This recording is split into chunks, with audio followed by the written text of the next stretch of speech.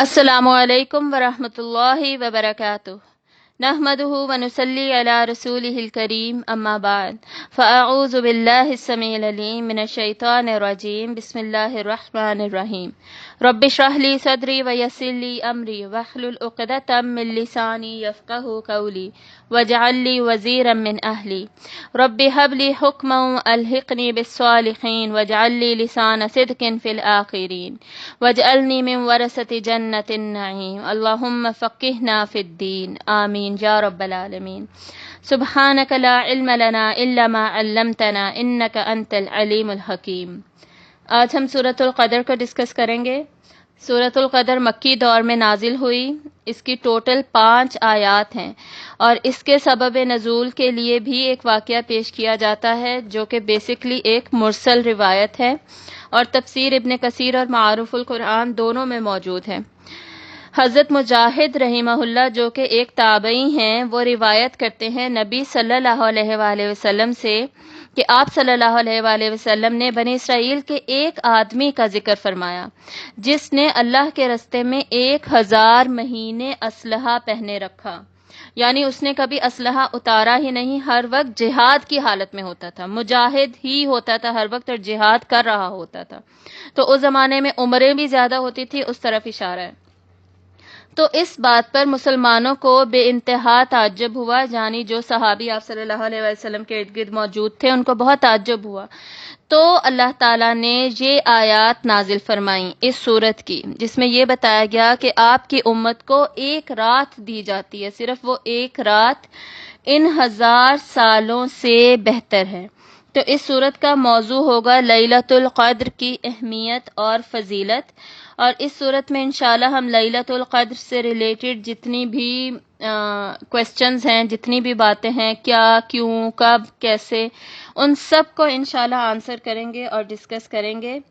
لیلۃ القدر کا ذکر ہم آلریڈی بھی پڑھ چکے ہیں، اس سے پہلے سورۃ الدخان میں انا انزلناہ فی لیلۃ مبارکہ، بے شک ہم نے اس کو نازل کیا لیلۃ المبارکہ میں۔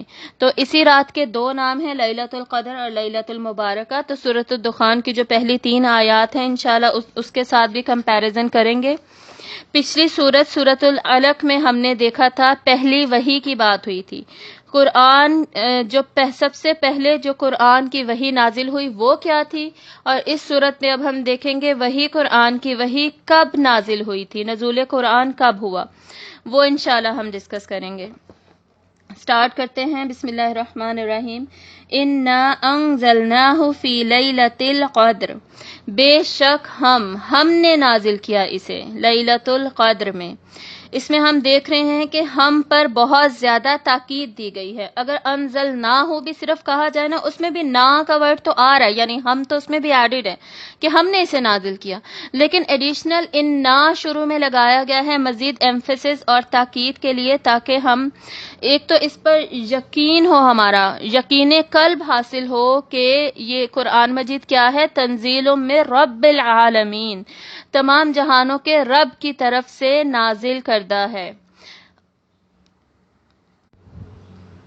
اور سورۃ التکویر میں ہم آلریڈی پڑھ چکے ہیں انہ لقول رسول کریم، بے شک وہ ایک کریم کرم والے رسول کی بات ہے، یعنی اللہ تعالیٰ کو جو کلام ہے رسول کریم، یعنی حضرت جبرائیل علیہ السلام کے ذریعے سے ٹرانسمٹ کیا گیا، آگے رسول اللہ صلی اللہ علیہ وسلم کے قلب مبارک پر نازل کیا گیا۔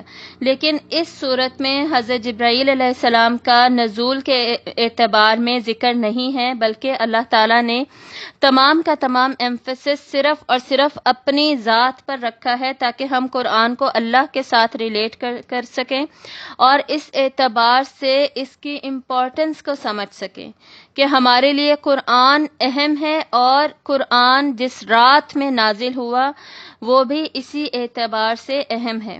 اب انا، بے شک ہم پلورل کا صیغہ، جمع کا صیغہ کیوں استعمال ہوتا ہے، اللہ تعالیٰ اپنے لیے کیوں استعمال کرتے ہیں، یہ ہم آلریڈی پہلے پڑھ چکے ہیں، لیکن ریپیٹ کر لیتے ہیں۔ جو پلورل صیغے یوز ہوتے ہیں وہ صرف plural for the sake of plurality, جمع کے لیے نہیں ہوتا، بلکہ وہ پلورل آف رائلٹی بھی ہوتا ہے، رائلٹی کو شو کرنے کے لیے، بادشاہت کو شو کرنے کے لیے۔ تو اسی لیے یہاں پر انا کا ورڈ یوز ہوا ہے، انا انزلناہ، ہم نے نازل کیا اسے. کسے نازل کیا؟ ہو جو ہے وہ ضمیر ہے. ضمیر ہمیشہ پروناؤن جو ہے وہ ہمیشہ ناؤن کی طرف اشارہ کرتی ہے، اسم کی طرف اشارہ کرتی ہے. لیکن ہم دیکھ رہے ہیں کہ اس صورت میں ضمیر کس طرف اشارہ کر رہا ہے؟ ناؤن نہیں دیا گیا. اس لیے نہیں دیا گیا کیونکہ پچھلی ہی صورت میں آلریڈی ہم پڑھ چکے ہیں کہ وہ آیات تھیں جو کہ نزول قرآن کی پہلی وحی تھی، پہلی آیات تھی. تو ایک تو یہ ڈائریکٹلی پچھلی صورت سے کنیکٹ کر رہا ہے، اور دوسرا ناؤن کیوں نہیں مینشن کیا؟ کیونکہ بالکل واضح ہے، کلیئر ہے. اظہر من الشمس ہے، جیسے چاند بالکل کلیئر ہوتا ہے. اور اس کی بہت سارے علماء نے ایگزامپلس بھی دی ہیں. جیسے سپوزٹلی آج کوئی بہت امپورٹنٹ میچ ہونے والا ہے، کرکٹ کا میچ ہونے والا ہے، تو ہم ایک دوسرے سے کیسے پوچھتے ہیں؟ شروع ہو گیا شروع. ہم بیچ میں بار بار ناؤن نہیں لگاتے. ہم سمپل پروناؤن کے ساتھ یا وداؤٹ اینی مینشن بھی ہم بات کریں تو اگلے بندے کو سمجھ آ رہی ہوتی ہے. مطلب کیا کہ اتنا امپورٹنٹ ایونٹ ہے اور اتنی امپورٹنٹ کلام اللہ نے نازل کیا ہے کہ اس کو ڈائریکٹلی ہمیشہ مینشن کرنے کی ضرورت بھی نہیں ہے. اور یہ سٹائل آلریڈی ہم سورۃ الطارق میں بھی دیکھ چکے ہیں آلریڈی. انہ لقول فصل وما ہوا بالہزل، تو وہاں پر بھی without any known pronoun mention تھا. اس صورت کو ہم انشاءاللہ without dividing into any kind of sections directly in one go ہم اسے اسٹڈی کریں گے. آگے دیکھتے ہیں فی لیلۃ القدر. کب نزول ہوا قرآن مجید کا؟ لیلۃ القدر میں. یہاں پہ انزلناہ کا ورڈ یوز ہوا. اس سے پہلے جو میں نے سورۃ الواقعہ کی آیت پڑھی تھی تنزیل کا ورڈ یوز ہوا تھا. تو انزال اور تنزیل میں کیا فرق ہوتا ہے؟ وہی جو اعلام اور تعلیم میں فرق ہوتا ہے. انزال جو ہوتا ہے وہ ہوتا ہے نزول. نزول کا مطلب ہے اوپر سے نیچے آنا. تو اوپر سے نیچے آنا ان ون گو، ایک ہی مرتبہ میں، اس کو انزال کہتے ہیں. اور تنزیل جیسے تعلیم سلو ہوتی ہے نا، بتدریج ہوتی ہے. تدریج کا وزن بھی دیکھیں تنزیل کے وزن پہ ہی ہے، تعلیم کے وزن پہ ہی ہے. تو جن کی شیپ اینڈ ساؤنڈ مل رہی ہوتی ہے نا، ان ورڈز کی جو پراپرٹیز ہوتی ہیں، کریکٹرسٹکس، خصوصیات، وہ سملر ہوتی ہیں، سیم ہوتی ہیں. تو تنزیل مطلب تدریج کے ساتھ نازل ہوا، آہستہ آہستہ نازل ہوا. تو جب بھی قرآن مجید کے 23 سال میں نازل ہونے کا ذکر آتا ہے تو اس کو اللہ تعالیٰ تنزیل کہتے ہیں. اور جب اس کے ون گو میں ایک ہی دفعہ نازل ہونے کی بات ہوتی ہے تو انزال کا ورڈ یوز کیا جاتا ہے. تو قرآن مجید جہاں سے ہمیں پتہ چل رہا ہے کہ 2 سٹیپس میں نازل ہوا. فرسٹ سٹیپ کیا تھا؟ اللہ تعالیٰ نے قرآن مجید لوح محفوظ، جس کو کتاب مکنون بھی ہم نے پڑھا سورۃ الواقعہ میں، اسی کا ایک دوسرا نام، وہاں سے بیت العزت میں حاملین وہی جو فرشتے ہیں انہیں دے دیا گیا. ٹھیک ہے. اور وہاں سے پھر تنزیل ہوئی. فرسٹ سٹیپ کیا تھا؟ انزال کا تھا. پورا کا پورا قرآن مجید لوح محفوظ سے بیت العزت میں. ٹھیک ہے. اور بیت العزت آسمان دنیا پر موجود ہے. اور اس کے بعد بیت العزت سے 23 سال کے عرصے میں بتدریج قرآن مجید نازل ہوتا رہا، اس کو کہتے ہیں تنزیل. تو یہاں پر انزال کی بات ہو رہی ہے، یعنی لوح محفوظ سے بیت العزت میں. تو اس کا ایک مطلب یہ بھی لیا گیا ہے کہ ان ون گو یہاں پر لیلۃ القدر کون سی رات ہے جس میں لوح محفوظ سے بیت العزت میں قرآن مجید نازل کر دیا گیا. اور یہ بھی اس میں علماء نے رائے دی ہے کہ لیلۃ القدر وہ رات بھی ہے جس میں پہلی وحی بیت العزت سے رسول اللہ صلی اللہ علیہ وآلہ وسلم کے قلب مبارک پر نازل کی گئی. وہ فرسٹ ڈے، وہ بھی لیلۃ القدر ہی تھا. تو اس میں دونوں رائے موجود ہیں. اب لیلۃ القدر کیا ہے؟ قدر کے 3 مطلب علماء کرام نے لیے ہیں. 2 مطلب میجورٹی آف دا علماء نے ایکسپلین کیے ہیں. ایک مطلب وہ ہے جو بہت ہی کم مائنورٹی آف دا اسکالرز نے ایکسپلین کیا ہے، لیکن انشاءاللہ ہم اسے اسٹڈی کر لیں گے. تو پہلا مطلب جو اس کا لیا گیا ہے قدر کا، وہ ہے جو کہ ہم موسٹلی جانتے ہیں اور اسے یوز کرتے ہیں، اور وہ ہے تقدیر کا مطلب، ڈکری کا مطلب.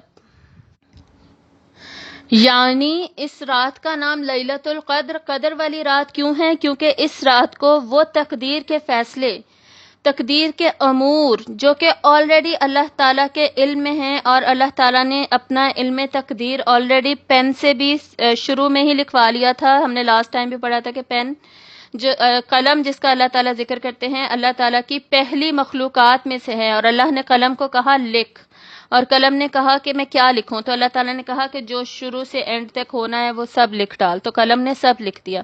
تو تقدیر بیسیکلی اللہ تعالیٰ کے علم کا نام ہے، تو اسی تقدیر میں سے تمام مخلوقات کے فیصلے جو اس سال میں، اس پرٹیکولر سال میں امپلیمنٹ ہونے ہیں، ان پر عمل ہونا ہے، وہ ان پرٹیکولر مخصوص فرشتوں کو سونپ دیے جاتے ہیں۔ ایک اس کا یہ مطلب لیا گیا ہے۔ پھر دوسرا، لیلۃ القدر اس کو کیوں کہا گیا ہے؟ کیونکہ یہ رات لوگوں کی تقدیر سنوار دیتی ہے، دنیا کی تقدیر ہی بدل دیتی ہے۔ یعنی ایک تو اس رات میں عبادات اور دعائیں کی جاتی ہیں تو ان کا بہت زیادہ پھل ملتا ہے، مغفرت ہوتی ہے لوگوں کی، اور جو بھی فیصلے ہر انسان کے لیے کیے جاتے ہیں، چاہے اس کو اس وقت وہ اتنا پسند نہ آ رہا ہو کہ کسی کی ڈیتھ ہو گئی ہے یا ایسا کوئی سلسلہ ہو، لیکن اللہ کا ہر فیصلہ پر حکمت ہوتا ہے جس میں مجموعی فائدہ ہوتا ہے، تو اس اعتبار سے لوگوں کی تقدیر سنواری جاتی ہے اس رات میں۔ تیسرا، تقدیر ہی کے اعتبار سے یہ مطلب بھی لیا گیا ہے کہ لیلۃ القدر میں ہی اللہ تعالیٰ نے دنیا کی تقدیر بدل کر رکھ دی، مطلب قرآن مجید کا نزول ہوا۔ تو قرآن نازل ہونے سے پہلے انسان ظلمت کے اندھیروں میں تھا، تو نور میں آ گیا، قرآن نازل ہوا تو نور، روشنی میں آ گیا انسان، تو یہ مطلب بھی لیا گیا۔ تو بیسکلی ہم نے پڑھا کیا، لیلۃ القدر میں جو قدر کو ایز اے تقدیر مطلب لیا گیا ہے، اس میں بھی 3 پوائنٹ آف ویوز ہم نے پڑھے۔ اس کے بعد قدر کا مطلب قدر و منزلت بھی لیا گیا ہے، آنریبل جسے ہم کہتے ہیں، دا نائٹ آف آنر، ٹھیک ہے، تو قدر و منزلت والی رات۔ تو یہ نام کیوں ہے اس رات کا؟ تو لیلۃ القدر پھر اس کو اس معنی کے اعتبار سے کیوں کہا جاتا ہے؟ کیونکہ نمبر 1 اس میں قرآن مجید کا نزول ہوا، اس لیے یہ رات قدر و منزلت والی ہے۔ نمبر 2 اس میں امر حکیم، پر حکمت فیصلے کیے جاتے ہیں، اس لیے یہ قدر و منزلت والی ہے۔ تیسری یہ بھی رائے دی گئی ہے کہ اس میں فرشتے اترتے ہیں پھر چڑھتے ہیں، یہ ہم انشاءاللہ آگے جا کے ڈیٹیل میں ڈسکس کریں گے جب یہ آیات آئیں گی، تو اس لیے بھی یہ رات قدر و منزلت والی ہے۔ دوسرا، اللہ تعالیٰ نے انسان کو بنایا تو قرآن کے ذریعے پھر اس کو بلند مرتبہ دیا، اللہ تعالیٰ نے تکریم انسان کو دی علم وحی کے ذریعے، اس لیے بھی یہ رات قدر و منزلت والی ہے۔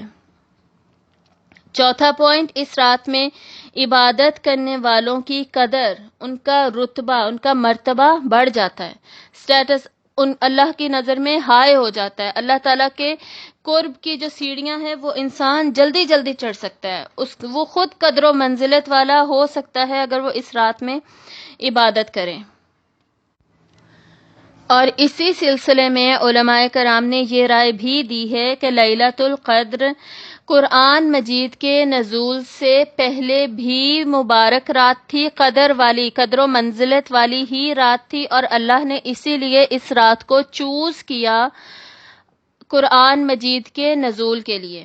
اور اسی کے اپوزٹ کچھ علماء کی یہ رائے ہے کہ لیلۃ القدر قدر و منزلت والی ہے اس وجہ سے کیونکہ قرآن نازل ہوا۔ بات سمجھ آئی؟ دونوں میں تھوڑا سا ڈفرینس ہے کہ قرآن مجید نازل ہوا اس وجہ سے یہ رات قدر و منزلت والی ہے، اور دوسری رائے کیا تھی کہ قرآن مجید اس لیے اس رات میں نازل ہوا کیونکہ یہ رات آلریڈی قدر و منزلت والی تھی۔ اور کیوں تھی؟ کیونکہ اس رات میں ہمیشہ مخلوقات کی تقدیر کے فیصلے، امور جو ہیں وہ فرشتوں کو سونپے جاتے ہیں تاکہ وہ پورے سال میں امپلیمنٹ ہوں، تو اس وجہ سے بھی اس رات کی امپورٹنس ہے۔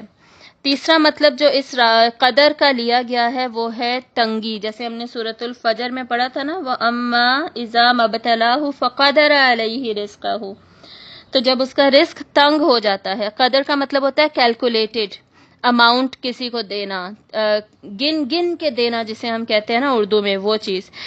تو یہ بہت مائنورٹی کا اوپینین ہے، کم علماء نے یہ رائے دی ہے، لیکن ہم اسے ڈسکس کر لیتے ہیں۔ تو اور علماء کا فرمانا ہے کہ تنگی والی رات اس کو لیلۃ القدر کا مطلب کیوں لیں گے؟ کیونکہ اس رات کو حدیث ہے کہ اس رات میں اتنے فرشتوں کا نزول ہوتا ہے، اتنے فرشتے اترتے ہیں جتنے کہ زمین پر کنکریاں موجود ہوں، اور وہ زمین کو بھر دیتے ہیں، اور زمین کی جگہ تنگ ہو جاتی ہے، کہیں بھی کوئی جگہ خالی نہیں رہتی، اور فرشتے تمام مومنین کو سلام بھیجتے ہیں، ان سے ملتے ہیں، ان کے لیے دعائے رحمت کرتے ہیں، اور اس زمین کی جگہ کی تنگ ہو جانے کی وجہ سے اس کا مطلب لیلۃ القدر یعنی تنگی والی رات بھی لیا گیا ہے۔ لیکن اگین میں وہی بات کہوں گی کہ جو فرسٹ 2 اوپینینز تھے، تقدیر والی رات اور قدر و منزلت والی رات، یہ دونوں مطلب زیادہ لیے گئے ہیں۔ اب آگے دیکھتے ہیں نیکسٹ آیت، وَمَا أَدْرَاكَ مَا لَيْلَةُ الْقَدْرِ، اور کیا چیز آپ کو بتائے کہ کیا ہے لیلۃ القدر۔ یہ سوال کس لیے پوچھا جاتا ہے؟ اس کی اہمیت کو واضح کرنے کے لیے، ورنہ اللہ تعالیٰ ڈائریکٹلی بھی بتا سکتے تھے کہ لیلۃ القدر کیا چیز ہے، وہ کیا ہوتی ہے، لیکن سنس یہ اللہ تعالیٰ کا کلام ہے، اور کلام کا ایک اسلوب ہوتا ہے، ایک اپنا سٹائل ہوتا ہے، جس سے ایموشنز کا اظہار ہونا چاہیے، جس سے یہ اظہار ہونا چاہیے کہ ہم کس چیز پہ ایمفیسائز کریں، کس چیز کو تاکیداً کہا جا رہا ہے، کس چیز کو ایکسپلین کرنے کے لیے کہا جا رہا ہے، کس کی اہمیت کو واضح کیا جا رہا ہے، ٹھیک ہے؟ تو وہ سارا کچھ ایڈ اپ کرنے کے لیے ہمیں پتہ چلتا ہے کہ اللہ تعالیٰ کے کلام کا اسلوب کیا ہے، اور اس کا بینیفٹ ہمیں کیا ہوتا ہے؟ قرآن کے ساتھ ڈائریکٹ جو ڈیپ کنیکشن ہے، ان ڈیپتھ کنیکشن ہے، بانڈ ہے، مضبوط رشتہ ہے، وہ بنانے میں آسانی ہوتی ہے، ہم خود اس کو سمجھنے لگتے ہیں، اس کی گہرائیوں کو ہمیں خود محسوس ہوتا ہے کہ ہم سے بات ہو رہی ہے، ڈائریکٹلی ہم سے بات ہو رہی ہے، یہ اس کا فائدہ ہوتا ہے۔ تو اس کی اہمیت کو واضح کرنے کے لیے یہ سوال پوچھا جا رہا ہے، جیسے ہم بھی کہتے ہیں نا کہ جی تمہیں معلوم ہے آج کون سا دن ہے، حالانکہ ہو سکتا ہے سامنے والے بندے کو پتا ہو، یا ہو سکتا ہے نہ بھولو، یا ہم ویسے بھی بتا سکتے تھے کہ جی آج پاکستان ڈے ہے فار ایگزامپل، تو لیکن ہم ویسے کہیں گے کہ تمہیں پتا ہے آج کون سا دن ہے۔ تو یہ وہی والی بات ہے، اب سمجھ آ رہی ہے نا کہ قرآن مجید اللہ تعالیٰ کا کلام ہے، ایسے جیسے بات چیت کی جاتی ہے، تو اس کو ایسے محسوس کیا کریں جیسے کہ یہ آپ سے ڈائریکٹلی بات چیت کی جا رہی ہے۔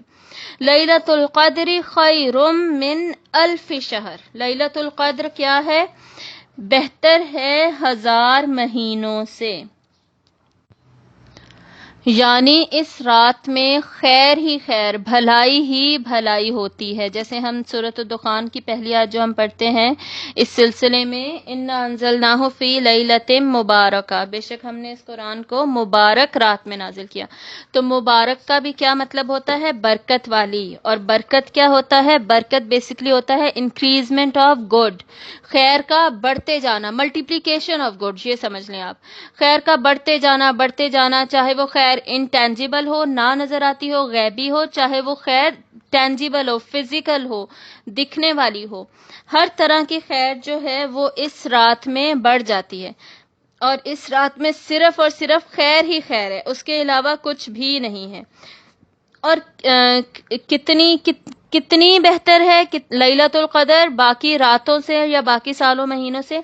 1000 مہینوں۔ تو یہ جو 1000 کا ورڈ ہے، اس کو بیان کثرت کے لیے بھی علماء نے سمجھا ہے کہ یہ کثرت بیان کرنے کے لیے لیا گیا ہے، یعنی 1000 کا مطلب لٹرلی 1000 نہیں ہے، بلکہ کثرت کو شو کرنے کے لیے، جیسے میں بولوں کہ جی میں نے 100 دفعہ تمہیں فون کیا ہے، تو اس کا مطلب یہ تو نہیں ہے نا کہ میں نے گن کے 100 دفعہ ہی آپ کو فون کیا، مطلب کیا ہوگا کہ میں نے بہت زیادہ دفعہ تمہیں فون کیا۔ تو عربی میں بھی بیسکلی جو 700 یوز ہوتے ہیں، یوزلی 70s میں ہم دیکھ رہے ہوتے ہیں نمبرز یوز ہوتے ہیں، یا 1000 بھی، اس میں علماء کرام نے لکھا ہے کہ یہ بیان کثرت کے لیے ہے۔ دوسرا علماء کرام نے یہ رائے بھی دی ہے کہ یہ بیان نسبت کے لیے ہے، یعنی لٹرلی 1000 کا مطلب ہے کہ لٹرلی 1000 مہینوں سے ہی بہتر ہے۔ شروع میں میرے خیال میں نے سال کہہ دیا تھا، تو اس کو پلیز اریز کر دیجیے گا، مہینے ہیں یہاں پر۔ اور علماء نے یہ بھی لکھا ہے کہ 1000 مہینے سے مراد ہے کہ اس میں پھر جو لیلۃ القدر آئیں گی وہ نکال لی جائیں گی، اس کے علاوہ ٹوٹل 1000 مہینے کاؤنٹ کیے جائیں گے۔ تو اس رات میں جتنی بھی عبادت ہوگی، بھلائی ہوگی، دعائیں ہوں گی، ہم مغفرت کی دعائیں کریں گے، صدقہ خیرات دیں گے، جو بھی نیک کام کریں گے، اور آگے جا کے اس کو ہم ڈیٹیل میں ڈسکس کریں گے، وہ سب ملٹی پلائی ہوں گے، ان میں برکت ہوگی، ان کا بڑھا چڑھا کر ثواب دیا جائے گا ہمیں، ٹھیک ہے؟ کتنے گنا بڑھایا جائے گا، کتنی خیر دی جائے گی، یہ یہاں پہ مینشن نہیں ہے کہ 10 گنا 20 گنا اتنا بڑھا دیا جائے گا. کیونکہ اللہ تعالیٰ کی مرضی ہے، اللہ تعالیٰ جتنا جس کے لیے چاہیں گے اسے بڑھا دیں گے. اور ہم یہ حدیث ہمیشہ پڑھتے ہیں کہ جو اللہ سے جیسا گمان رکھتا ہے اللہ اسے ویسا ہی دیتا ہے. تو اللہ تعالیٰ سے ہمیشہ اچھا اور بہت زیادہ کا گمان رکھنا چاہیے. تو اس ان رات میں ہر چیز میں برکت بڑھ جاتی ہے، ہر ہمارے اچھے کام میں، عمل صالح میں، اور انسان کی فلاح و بہبود کا تمام کام پھر اس رات سے ہم ریلیٹ کر سکتے ہیں، اس رات میں ہو رہا ہوتا ہے. ٹھیک ہے؟ اللہ تعالیٰ کے ہر فیصلے میں حکمت ہوتی ہے، جو بھی اللہ کا فیصلہ ہو اس کو ہم ایز اے اچھا فیصلہ ہی ہم ایکسیپٹ کریں گے اگر ہم اس رات کی اہمیت اور فضیلت اور اس رات کی برکت و سلامتی کو ہم اچھے طریقے سے سمجھ جائیں. جیسے سورۃ دخان کی بھی جو 3rd آیت ہے، انا انزلناہ فی لیلۃ مبارکہ انا کننا منذرین، اس کا لاسٹ پورشن یہ ہے کہ بے شک ہم منذر، وارننگ دینے والے، خبردار کرنے والے. تو بیسکلی جب جہنم کا ذکر آتا ہے تو انسان کو کیا لگتا ہے؟ جیسے اس کو ڈرایا جا رہا ہے، جیسے اس کوئی نیگیٹو بات آ گئی ہے، جیسے اس پہ پریشر پڑ رہا ہے، ڈپریشن ہو رہا ہے. حالانکہ ایسا نہیں ہے. اللہ تعالیٰ کیا کہتے ہیں؟ انا کننا منذرین، تمہیں وارننگ دینا بھی اللہ تعالیٰ کا کرم ہے، بیسکلی تم پر اللہ کا رحم ہے، یہ اللہ تعالیٰ کی طرف سے بھلائی ہے تمہارے اوپر کہ تمہیں پہلے ہی بتا دیا جائے تاکہ تم وہ رستہ ہی چینج کر لو. آپ خود سوچیں، آگے کہیں آگ لگی ہوئی ہو اور آپ کو گاڑی پہ جا رہے ہو اور کوئی آلریڈی آپ کو بتا دے بھئی آگے نہ جانا، آگے آگ لگی ہوئی ہے، یہاں سے رستہ چینج کر لو، تب آپ اس کے شکر گزار ہوں گے یا آپ اس کو کہیں گے جی تم نے تو مجھے ڈپریشن میں ڈال دیا، تم نے مجھے آگ کا بتایا کیوں، آگ کا ذکر ہی کیوں کیا.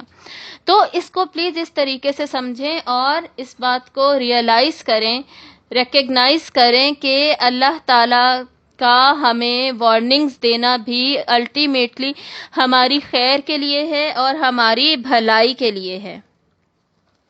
اگلی آیت دیکھیے، تنزل الملائکۃ والروح فیہا باذن ربہم.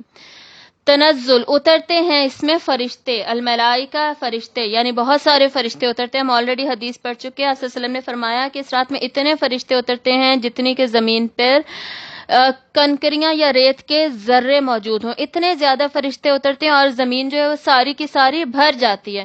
اور وہ اترتے کس کے ساتھ ہیں؟ فرشتوں کے جو سردار ہیں حضرت جبریل علیہ السلام، جن کو اللہ تعالیٰ نے خود لقب دیا روح الامین، جو کہ ہم آلریڈی سورۃ التکویر میں بھی پڑھ رہے ہیں، ہم یہاں بھی پڑھ رہے ہیں اور بھی جگہ پہ قرآن مجید میں یہ آتا رہتا ہے.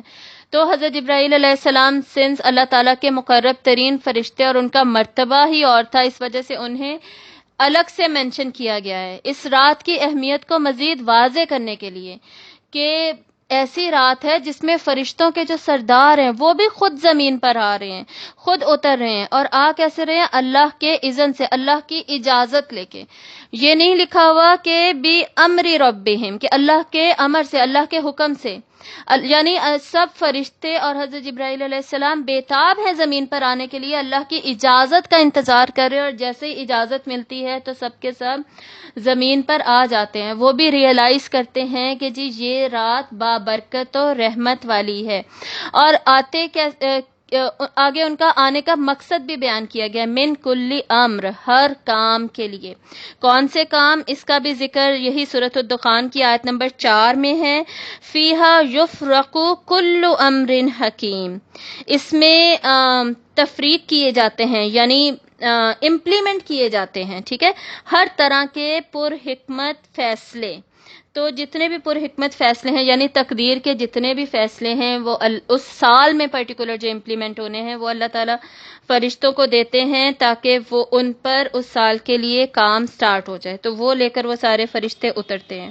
اب اس کی ڈیفینیٹلی اور بھی ڈیٹیلز ہوں گی، بہت زیادہ ڈیٹیلز ہوں گی جو کہ ان سین ورلڈ میں غیب میں ہو رہی ہیں وہ ہمیں نہیں پتا، لیکن یہ ہمیں پتا ہے کہ لیلۃ القدر اتنی مبارک، اتنی برکت، خیر و برکت والی رات ہے کہ اس میں جو ان سین ورلڈ ہے، جو دنیا نظر بھی نہیں آتی، وہ بھی ایکٹیویٹ ہو جاتی ہے، اس میں بھی ہلچل مچ جاتی ہے، اور فرشتے بھی نیچے آنے کے لیے بےتاب ہوتے ہیں۔ ان کی بھی جو ایک تو ہوں گی نا ان کی اسپیسیفک ڈیوٹیز جو کہ already day to day life میں وہ کرنی ہے، جو بھی ان کا ڈے ہوگا اس کو اپنے ڈے کے حساب سے مت سمجھیے گا، ان کی جو بھی پرسنل ایکٹیویٹیز ہیں جو اللہ نے انہیں آلریڈی آرڈرز دیے ہیں وہ بھی وہ کر رہے ہیں، لیکن وہ سب کام سائڈ پہ رکھ کے وہ پھر اس رات کے لیے پرٹیکولرلی اترتے ہیں۔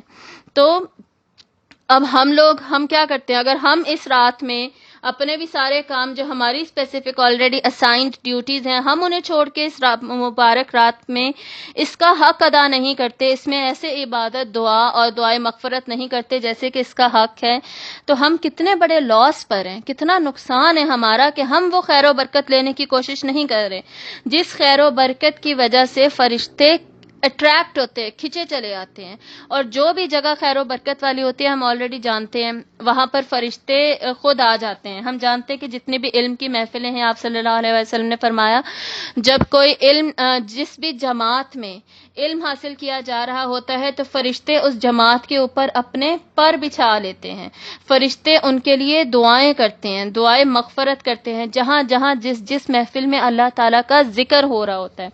تو فرشتے تو آلریڈی ایسی جگہوں پر، اچھی جگہوں پر، خیر والی جگہوں پر، نیکیوں، عمل صالح جہاں جہاں ہو رہا وہاں پر آنے کے لیے بے چین ہو رہے اور آتے ہوتے ہیں۔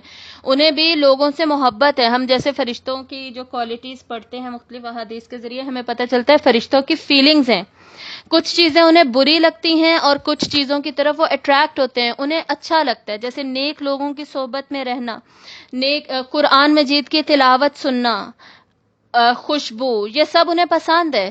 اسی طرح بری اسمیل، تصویروں والی جگہیں، جس گھر میں کتے کو ایز اے پیٹ پالتو جانور رکھا گیا ہو، اور کوڑا کرکٹ جہاں پر بہت زیادہ ہو، گندگی ہو، اسمیل آلریڈی ہم نے بول دیا لیکن امپورٹنٹ ہے، میں دوبارہ بول رہی ہوں، ہم کیئر نہیں کرتے نا ان چیزوں کی، اس وجہ سے میں دوبارہ ریپیٹ کر رہی ہوں۔ ان ساری جگہوں پر فرشتے نہیں آتے، پھر یوزلی بھی یہی ہو رہا ہوتا ہے۔ تو اس رات میں جس میں اتنے زیادہ فرشتے اترتے ہیں، حضرت جبرائیل وہ رسول کریم حضرت جبرائیل علیہ السلام جو کہ وحی لایا کرتے تھے، جن کا اتنا بلند مرتبہ ہے، جنہیں اللہ تعالیٰ نے وہ مرتبہ دیا کہ وہ وحی لاتے تھے اور رسول اللہ صلی اللہ علیہ وآلہ وسلم اس وحی کو ریسیو کرتے تھے، تو وہ بھی اترتے ہیں، تو اور بھی سوچیں اور بھی کتنے نئے نئے فرشتے آسمان سے اترتے ہوں گے۔ ہم جانتے ہیں نا کہ فرشتوں کی تعداد کتنی زیادہ ہے، ہمارے ہر کندھے پہ تو ہمارے اپنے ارد گرد 2 فرشتے تو کندھوں پہ ہی بیٹھے ہوئے، تو انسانوں سے ڈبل تو ہیں ہی ہیں، لیکن اس سے بھی اتنی زیادہ تعداد ہے۔ آپ صلی اللہ علیہ وسلم نے فرمایا کہ آسمان میں ایک انگلی جتنی جگہ خالی نہیں ہے جہاں پر کہ کوئی فرشتہ سجدے میں نہیں گرا ہوا، ٹھیک ہے؟ تو پھر ہم امیجن کر سکتے ہیں کہ کتنے نئے نئے اور کون کون سے فرشتے آسمان سے حضرت جبرائیل علیہ السلام کے ساتھ آ رہے ہوں گے اس رات میں۔ تو جو آلریڈی ہم نے حدیثیں پڑھی وہ بھی یہاں پہ اپلائی ہوں گی، جیسے ایک حدیث ہم نے پہلے پڑھی کہ ابھی میں نے بتائی تھی کہ جو فرشتے نازل ہوتے ہیں، اترتے ہیں، وہ تمام مومنین سے ملتے ہیں، ان کے لیے رحمت و برکت کی دعا کرتے ہیں، ان پر سلامتی بھیجتے ہیں۔ تو فرشتے پھر کس سے نہیں مل رہے ہوں گے، چاہے وہی رات ہو، لیکن ہم نے گھر میں تصویریں لگائی ہوئی ہیں، عبادت کر رہے ہیں بیٹھ کے، گھر میں تصویریں لگی ہوئی ہیں، پکچرز لگی ہوئی ہیں بچوں کی، اپنی شادی کی، یہ وہ یا اور پکچرز ہیں، تو کیا فرشتے آئیں گے وہاں پر؟ فرشتے پھر نہیں آئیں گے۔ یہ حدیثیں ہیں جو اس رات سے متعلق نہیں ہیں، لیکن ویسے تو فرشتوں سے متعلق ہیں، تو فرشتے وہاں پر انہیں پسند ہی نہیں ہے، وہ آ ہی نہیں سکتے، وہ نہیں آئیں گے۔ اسمیل آ رہی ہے لیکن آپ کو پرواہ نہیں ہے، آپ لگے ہوئے عبادت کر رہے ہیں لیلۃ القدر میں، تو فرشتے تو آپ کے پاس نہیں آئیں گے۔ کوڑا کرکٹ آپ صفائی کا خیال نہیں رکھتے، بہت سارے ایسے لوگ ہیں آج کل جنہیں صفائی کا بالکل خیال نہیں ہوتا، اب آپ عبادت کر رہے ہیں لیکن آپ کو صفائی کا خیال ہی نہیں ہے، اسمیل آ رہی ہے، تو فرشتے نہیں آئیں گے۔ آپ صلی اللہ علیہ وسلم نے کیا فرمایا تھا حضرت ابو ایوب انصاری سے؟ ایک دفعہ آپ نے کھانا ویسے ہی واپس بھیج دیا، تو حضرت ابو ایوب انصاری نے پوچھا کہ یا رسول اللہ کیا ہوا، آپ نے کیوں واپس بھیج دیا؟ تو آپ نے فرمایا کہ اس میں لہسن تھا اس لیے۔ تو حضرت ابو ایوب نے پوچھا کہ کیا لہسن کھانا حرام ہے، ہم نہیں کھا سکتے؟ تو آپ صلی اللہ علیہ وسلم نے فرمایا کہ نہیں، کھا سکتے ہیں، لیکن اس سے منہ میں ایک اسمیل پیدا ہوتی ہے جس کی وجہ سے فرشتے دور ہوتے ہیں۔ تو تمہیں کیا پتا کہ میرے پاس کون کون سے مقرب فرشتے آتے ہیں ان کے لیے رکاوٹ بنتی ہے، یہ چیز خلل بنتی ہے.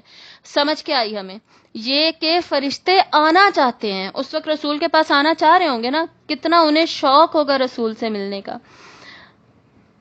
اب بار بار نئی سے نئی حدیثیں یاد آ جاتی ہیں، لیکن میرے خیال میں ٹاپک سے ہم بہت زیادہ ہٹ جائیں گے، اسی حدیث کو ہی مکمل کرتے ہیں. تو فرشتے خود آنا چاہ رہے ہوتے ہیں، لیکن بیچ میں ایک آبسٹیکل، ایک رکاوٹ بن جاتی ہے، تو انہیں رکنا پڑتا ہے. ٹھیک ہے، تو ہم نے یہ رکاوٹیں ہٹانی ہیں اگر ہم چاہتے ہیں کہ ہمارے پاس خیر و برکت آئے. اور خیر و برکت کیسے آتی ہے؟ اللہ کی فرشتے لے کر آتے ہیں. فرشتے تمام امور لے کر آتے ہیں، خیر و برکت اللہ کی لے کر آتے ہیں. پھر ہماری دعائیں ہیں، ہماری حمد و ثنا ہے، وہ سب فرشتے لے کر اوپر بھی چڑھتے ہیں. ٹھیک ہے، یہ ابھی انشاءاللہ ہم سورۃ السجدہ کی ایک آیت پڑھیں گے، اس سے ہمیں پتہ چل جائے گا، بلکہ نکال لیتے ہیں ابھی. یہ آیت نمبر 5 ہے سورۃ السجدہ کی. یدبر الامر من السماء الی الارض. تو جو تقدیر الامور کے جو ہیں، جو تقدیر الامور ہے، جو بیسیکلی فیصلے ہیں، جو بھی کرنے کے کام ہیں اللہ تعالیٰ کے احکامات، انہیں آسمان سے لے کر زمین کی طرف آتے ہیں. ثم یعرج الیہ، پھر وہ انہیں لے کر واپس اوپر بھی چڑھتے ہیں. یعنی ان کی جتنی بھی رپورٹس ہیں وہ بھی اللہ تعالیٰ کو پیش کی جاتی ہیں. اور اس رات میں بھی ایسے ہوتا ہے، جو جو اس رات میں ہونا تھا، فرشتے جن جن لوگوں کو دیکھتے ہیں، عبادت کر رہے ہیں، کیا ہو رہا ہے، کیسے ہو رہا ہے، تو اوپر جا کر پھر وہ باقاعدہ رپورٹ پیش کرتے ہیں کہ فلاں شخص یہ کر رہا تھا، فلاں شخص اس حالت میں تھا. اور ہم جانتے ہیں حدیث سے کہ فجر اور عصر کے وقت بھی فرشتے اپنی ڈیوٹیز چینج کرتے ہیں اور جا کر رپورٹ پیش کرتے ہیں. فجر کے وقت فرشتے جاتے ہیں اور اللہ تعالیٰ کے سامنے رپورٹ پیش کرتے ہیں ہماری، کہ جی فلاں انسان کیا کر رہا تھا، نماز پڑھ رہا تھا، سو رہا تھا، کس حالت میں تم اسے چھوڑ کر آئے ہو. اللہ تعالیٰ پوچھتے ہیں تو وہ بتاتا ہے. اسی طرح ہر عصر کے وقت بھی ہوتا ہے. تو اس طرح فرشتے جو ہیں وہ اوپر سے نیچے کچھ لے کر اگر نازل ہو رہے ہوتے ہیں تو وہ نیچے سے بھی کچھ لے کر ہی اوپر جا رہے ہوتے ہیں. جیسے ہم آلریڈی پڑھ چکے ہیں، ہم حدیث بہت ساروں نے سنی ہوئی ہوگی کہ ایک صحابی نے، جب آپ صلی اللہ علیہ وسلم نماز پڑھا رہے تھے، ایک صحابی نے رکوع کے بعد کھڑے ہو کر کیا پڑھا؟ الحمدللہ حمدن کثیرا طیبا مبارکن فی. تو نماز مکمل کرنے کے بعد آپ صلی اللہ علیہ وسلم نے پوچھا کہ یہ کس نے پڑھا تھا؟ تو صحابی نے ڈرتے ڈرتے بتایا کہ میں نے. وہ پہلے ڈر گئے کہ پتہ نہیں میں نے کچھ غلط کر دیا. تو آپ صلی اللہ علیہ وسلم نے فرمایا کہ میں نے 30 فرشتوں کو دیکھا جو بھاگ کر نیچے آئے ہیں کہ کون اس حمد کو لے اور اس حمد کو اللہ کے پاس اوپر لے کر جائے.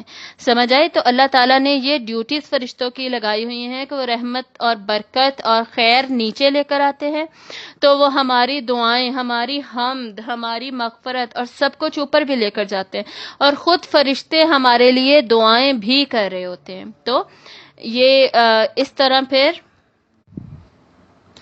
حضرت جبرائیل، روح الامین اور فرشتے اس رات میں بھی اترتے ہیں اور پھر واپس ان کا اوپر بلندیوں کی طرف سفر ہوتا ہے. آخری آیت دیکھیے، سلامن. اس رات میں سلامتی ہی سلامتی ہے، سلامتی ہے، سلام ہے. مطلب سلامن کیا ہے؟ اٹ سیلف ایک ناؤن ہے. یعنی اس رات کو آپ سمجھیں کہ ایک ناؤن کے ساتھ ایٹریبیوٹ کیا جا رہا ہے، ایک مزید کریکٹرسٹک ایڈ کی جا رہی ہے.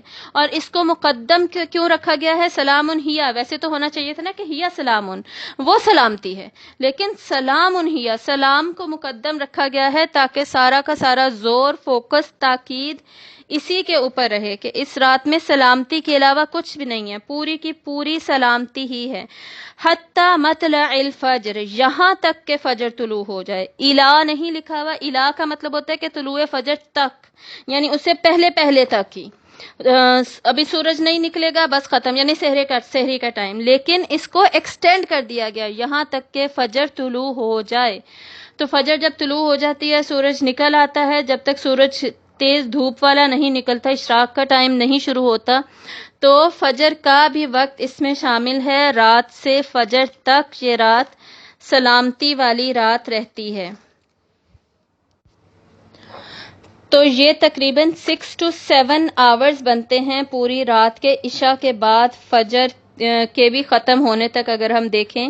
اور اس سب میں یہ 6 7 8 گھنٹے جو ہیں یہ سارے کے سارے 1000 سالوں سے، اس سے بھی زیادہ سے بہتر ہیں. تو وہ لوگ جو کہ اسے سوتے میں گزار دیتے ہیں یا چاند وہ عید کی تیاریوں میں گزار دیتے ہیں، یا باہر گھومنے پھرنے میں گزار دیتے ہیں، یا ٹی وی دیکھنے میں گزار دیتے ہیں، تو ان کا پھر کیا حال ہوتا ہوگا، کتنا بڑا ویسٹیج ہے، کتنا بڑا لاس ہے، کتنا نقصان ہے ایسے لوگوں کے لیے۔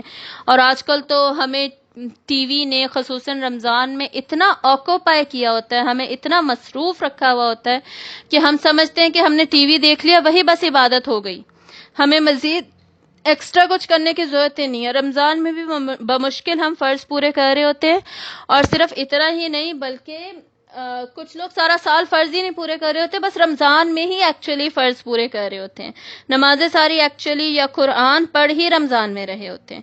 وہ کام جو ہمیں آؤٹ آف رمضان آلریڈی کرنے چاہیے تھے اور رمضان میں ان کو بڑھا دینا چاہیے، یہ تو بھئی کام ہی ختم ہو گیا۔ ہو کیا رہا ہے کہ سارا سال کچھ بھی نہیں کر رہے اور رمضان میں وہ جو سارا سال کرنا چاہیے تھا وہ کر رہے ہیں، تو سارے سال میں بھی لاس ہی لاس، اور رمضان کی جو اتنی برکتیں سمیٹ سکتے تھے اس میں بھی لاس ہی لاس۔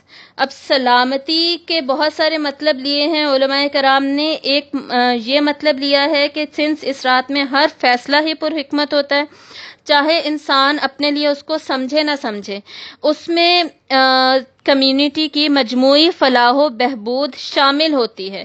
ہر فیصلہ سلامتی ہی لے کر آتا ہے انسان کے لیے۔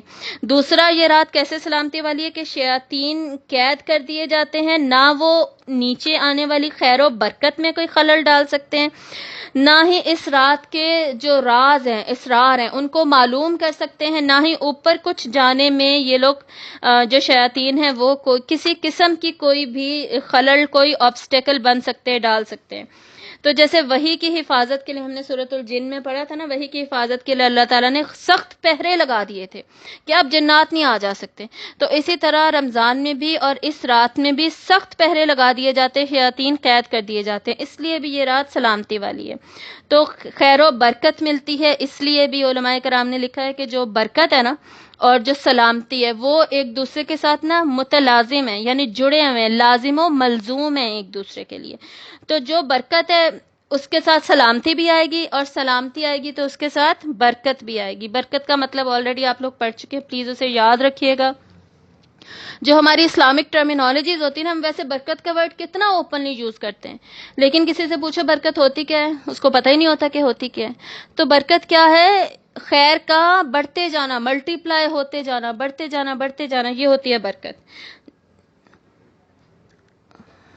اب آگے دیکھیے، مزید جنت کو یہ نام بھی دیا گیا ہے دارالسلام، قرآن مجید میں ہم پڑھتے ہیں اللہ تعالیٰ کا بھی نام ہے السلام، تو دارالسلام میں اعلیٰ مقام پانے کے لیے بھی یہ ایک خیر و برکت والی رات ہے، جس میں کہ یعنی اللہ تعالیٰ کی مغفرت حاصل کر کے جنت حاصل کرنے کا اعلیٰ ترین موقع ہمیں ملتا ہے اس رات میں۔ اب ہم نے کرنا کیا ہے؟ اس رات کی خیر و برکت سلامتی کو ضائع نہیں کرنا، اپنا نقصان نہیں کر بیٹھنا، سوتے ہوئے ساری رات گزار دی، ارد گرد کے کام برتن دھوتے ہوئے یا بازاروں میں پھرتے ہوئے، شاپنگ کرتے ہوئے، اسی میں ساری رات گزار دی اور ہم نے کچھ بھی نہیں کیا، بلکہ اس کو، خیر کو، برکت کو، سلامتی کو حاصل کرنے کی، پانے کی کوشش کرنا ہے۔ اور اس سلسلے میں ہم مختلف احادیث دیکھتے ہیں کہ ہم کیسے اس رات کی برکات کا زیادہ سے زیادہ فائدہ اٹھا سکتے ہیں۔ حدیث بھی ہم دیکھیں گے اور ہم اسلاف کی روایات بھی دیکھیں گے کہ وہ کیا کرتے تھے اس رات میں۔ صحابہ کرام، خود رسول اللہ صلی اللہ علیہ وآلہ وسلم کی کیا پریکٹسز تھیں۔ تو آپ صلی اللہ علیہ وآلہ وسلم نے فرمایا، جو شخص اس رات میں ایمان کے ساتھ عبادت کرے اور ثواب کی نیت کے ساتھ عبادت رہے، کھڑا رہے ساری رات، تو اس کے تمام گناہ معاف ہو جاتے ہیں۔ تو اس رات میں جو عبادت کرے گا اس کا ایمان کا مضبوط ہونا ضروری ہے، یہ نہیں کہ اس کے دل میں ایمان ہے نہیں یا کمزور ایمان ہے، ڈاؤٹ ہے اس کے دل میں اور وہ عبادت کر رہا ہے، اور ثواب کی نیت بھی ہوگی، مطلب دکھاوا نہیں ہوگا، ریاکاری نہیں ہوگی، کوئی اور مقصد نہیں ہوگا اس رات میں عبادت کرنے کا۔ جیسے لوگ جمع ہو جاتے ہیں، جمع ہو کر ایک دوسرے کو دکھانے کے لیے کر رہے ہوتے ہیں، ساری رات صرف ورد ہی کرتے رہتے ہیں بس محفل میں شامل ہونے کے لیے، یہ سب نہیں، عبادت کریں گے ایمان کے ساتھ، خلوص کے ساتھ، بیسیکلی اخلاص اس میں شامل ہونا چاہیے. تو اخلاص کے ساتھ جو اللہ کی عبادت کرے گا اس رات، اس کے لیے مغفرت کا وعدہ ہے. اس کے علاوہ رسول اللہ صلی اللہ علیہ وآلہ وسلم اعتکاف فرمایا کرتے تھے آخری عشرے میں، اور آخری عشرے میں اعتکاف میں ہی لیلۃ القدر کی تلاش کیا کرتے تھے. اور آپ صلی اللہ علیہ وآلہ وسلم رات کو جاگتے اور تمام گھر والوں کو بھی ساتھ جگاتے.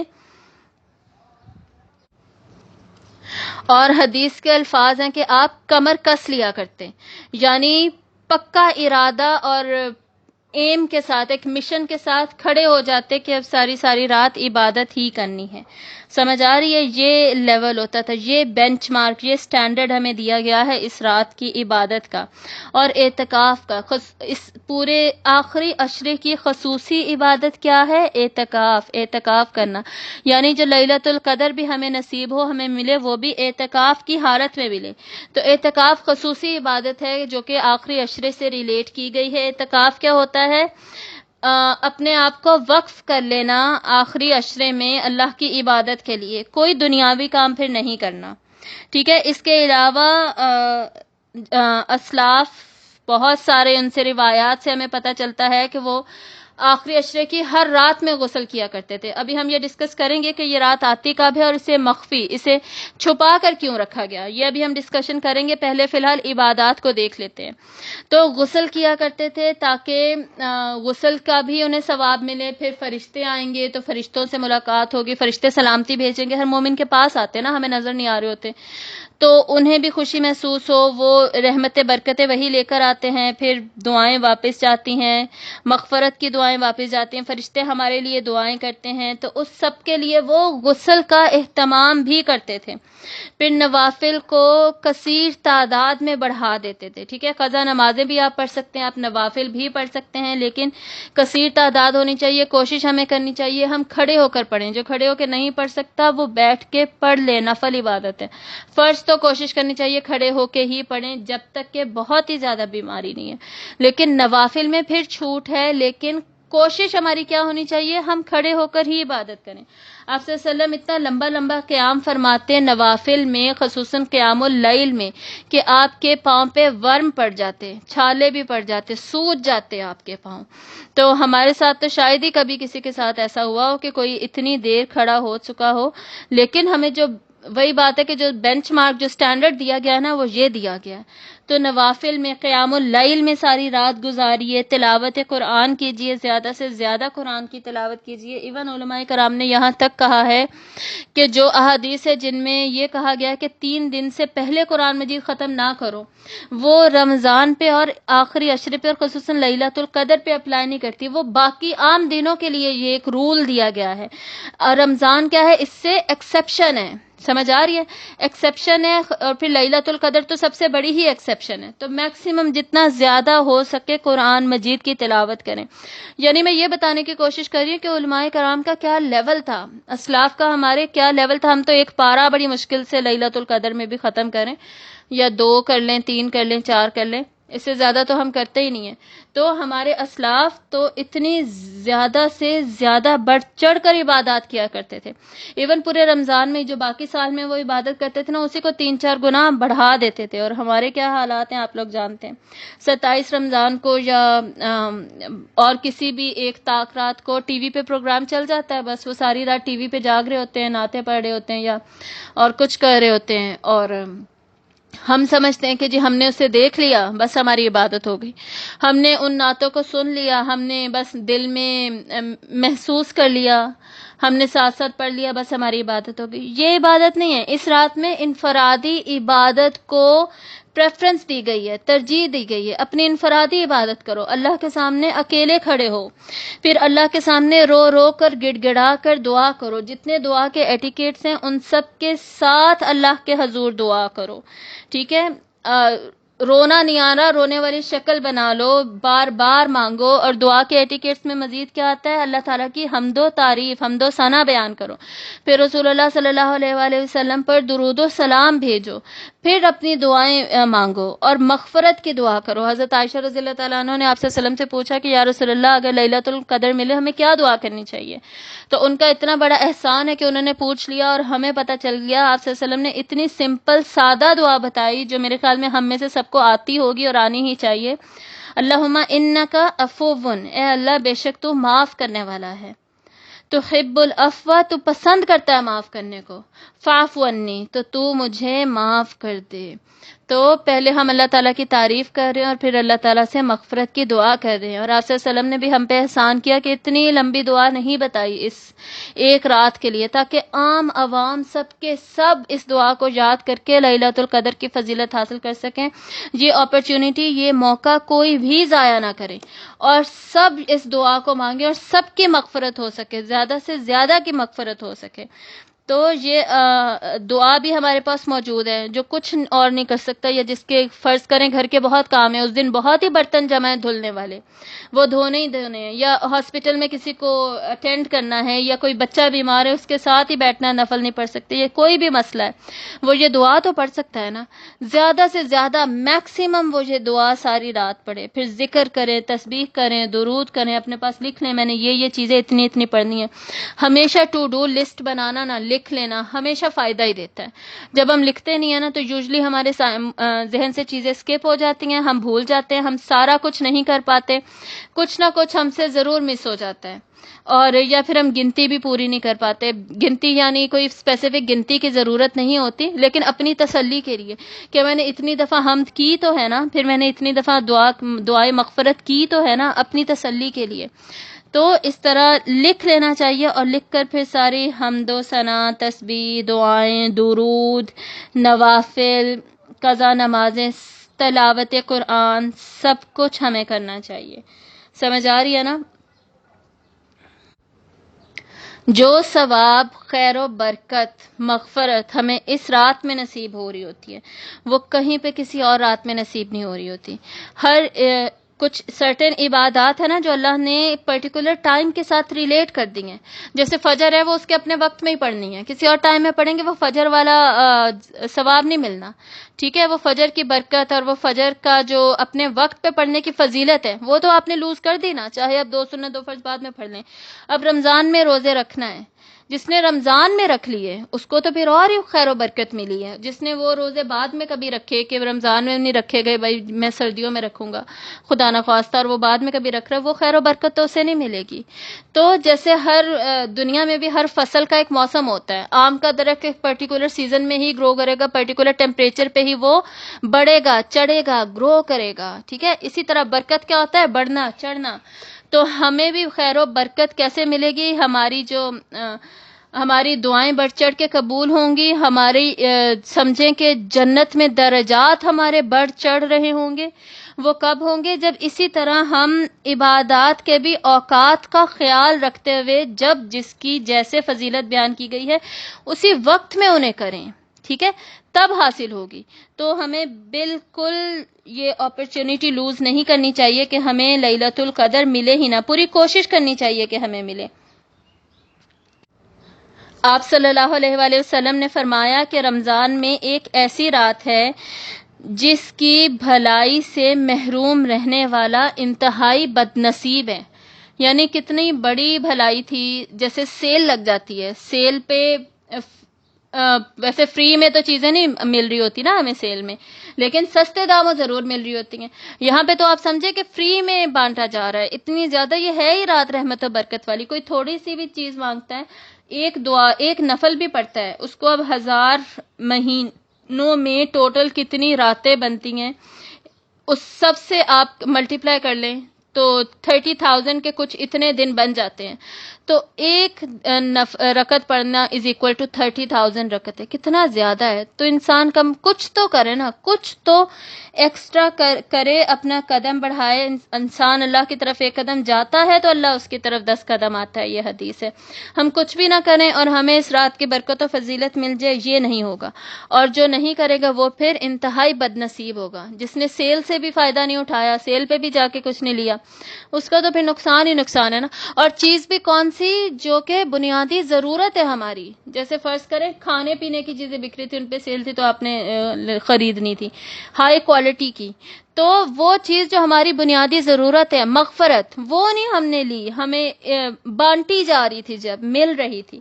تو اس لیے ایسے شخص کو بد نصیب کہا گیا, آپ صلی اللہ علیہ وسلم نے کہا, اور ہم نے بد نصیبوں میں سے نہیں ہونا. اب سوال یہ پیدا ہوتا ہے کہ اس رات کو پھر ڈھونڈیں کیسے, کہاں ڈھونڈیں, کیا کریں. سب سے پہلے تو یہ دیکھ لیتے ہیں کہ اس رات کو مخفی کیوں رکھا گیا.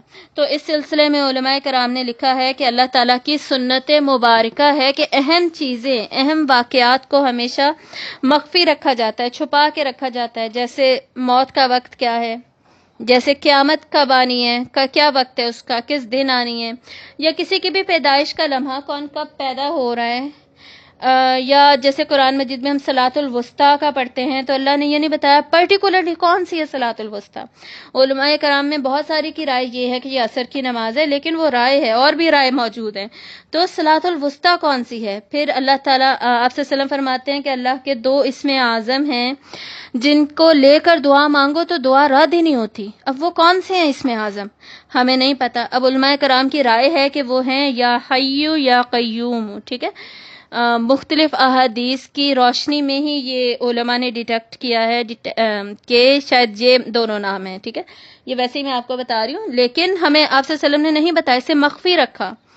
اور مزید جمعے کے دن قبولیت دعا کی ایک گھڑی ہے. آپ صلی اللہ علیہ وسلم نے فرمایا کہ جمعے کے دن ایک گھڑی ایسی آتی ہے جس میں ضروری دعا قبول ہوتی ہے. ہمیں نہیں بتایا گیا کون سی گھڑی ہے. یہ سب مخفی کیوں رکھا گیا, کیونکہ